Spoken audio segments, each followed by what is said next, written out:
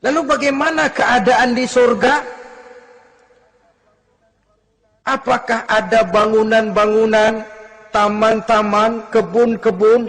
Tentu ada.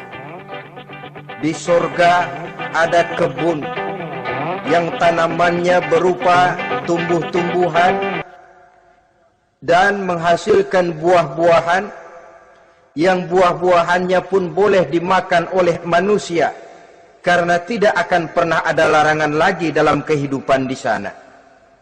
Dalam surah Ar-Rahman ayat 54 misalnya, kita dapati penjelasan dari Allah Subhanahu wa taala, "Wajanal jannataini dan."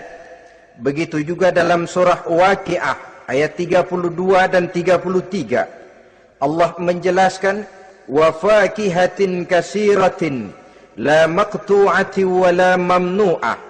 Dan di dalam surga itu terdapat buah-buahan yang sangat banyak sekali, yang tidak pernah putus-putusnya, wala mamnu'ah, dan tidak dilarang untuk mengambilnya.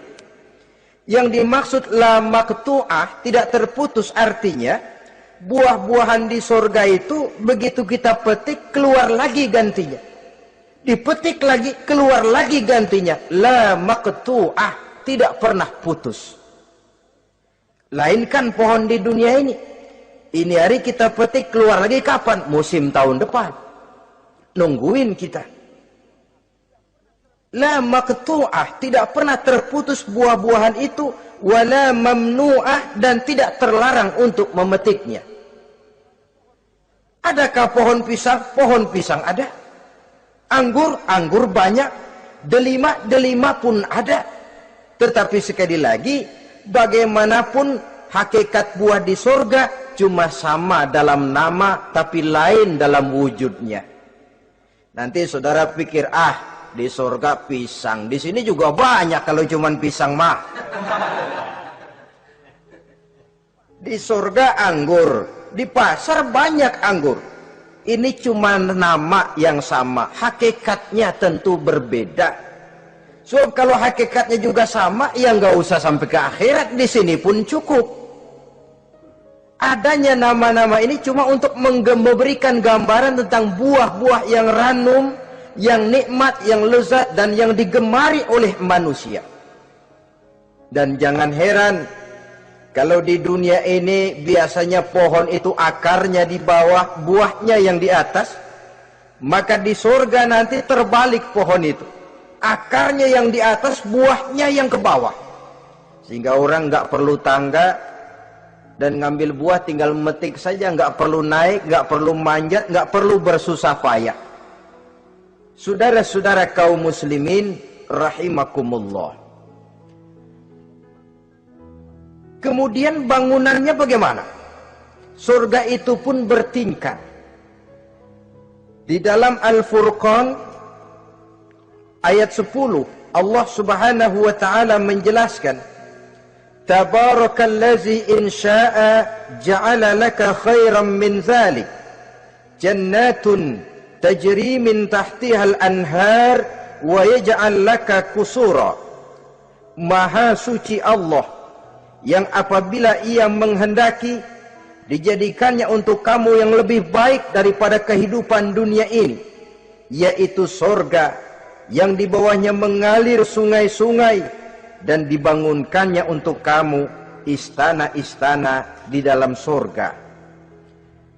Jadi bangunan di surga pun berbeda sesuai dengan amalan orang yang masuk ke dalamnya. Seperti halnya perumahan di dunia ini, ada yang masuk kelas pondok indah, ada juga yang masuk kelas pondok pindah.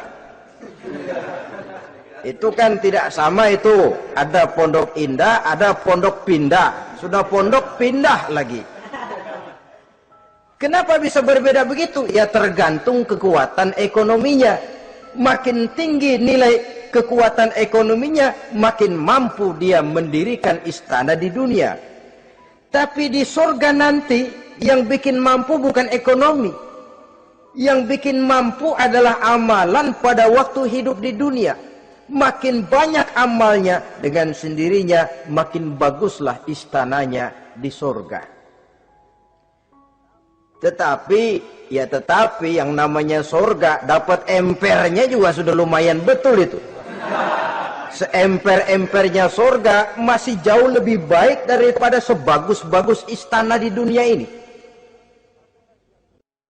Taj Mahal, bangunan yang mengagumkan. Istana Raja Persia, bangunan yang menggiurkan. Sehebat-hebatnya istana dunia, masih jauh lebih mending empernya surga.